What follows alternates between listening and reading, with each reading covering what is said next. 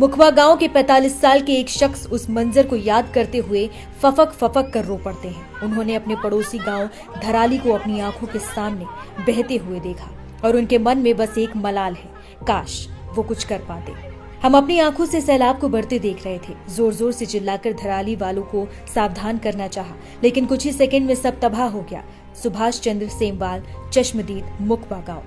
सोचिए वो बेबसी कितनी भयानक होगी जब आप देख रहे होंगे कि मौत सामने से आ रही है और आपकी आवाज उस मौत के शोर में कहीं दब कर रह जाए। जिस नाले ने ये तबाही मचाई उसके एक ओर धराली है और दूसरी तरफ मुखवा गांव।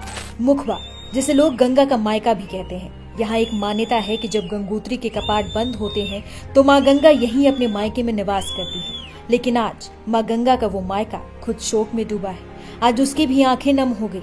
उसे भी इस बात का मलाल होगा कि वो अपने पड़ोसी गांव धराली के लिए कुछ नहीं कर सकी। ये प्रकृति का वो रूप है जहां बनाने वाला ही विनाशक बन जाता है और आस्था के धागे बेबसी के सैलाब में टूट जाते हैं।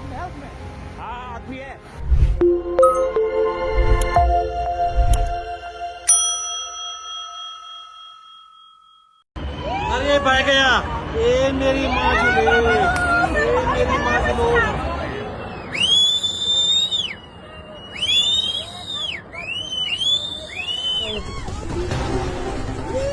अरे भाग भाग। ये तस्वीरें उत्तरकाशी के धराली की हैं। 24 घंटे बीत चुके हैं, लेकिन वक्त यहाँ ठहर गया है। जो खूबसूरत कस्बा कल तक गंगोत्री के यात्रियों का स्वागत करता था, आज वो खुद मलबे के नीचे अपनी पहचान तलाश रहा है। हर तरफ मातम है, खामोशी है और इस खामोशी में दबी है कई जिंदगियों की आखिरी चीखें।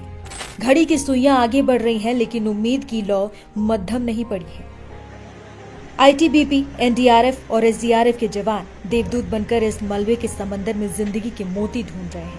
कहीं कहीं मलबा कई फीट ऊंचा है, जिसे हटाना लोहे के चने चबाने जैसा है। आसमान से ड्रोन नजर रख रहा है और जमीन पर जवान हर पत्थर के नीचे जिंदगी का कोई निशान खोज रहे हैं। कुछ लोगों को इस कब्रगाह से जिंदा निकाला भी गया है, लेकिन अभी भी कई और लोगों के फंसे होने की आशंका दिल दहला रही है। इस तबाही के कुछ चश्मदीद भी हैं, वो लोग जिन्होंने अपनी आंखों से इस प्रलय को देखा लेकिन कुछ कर ना सके।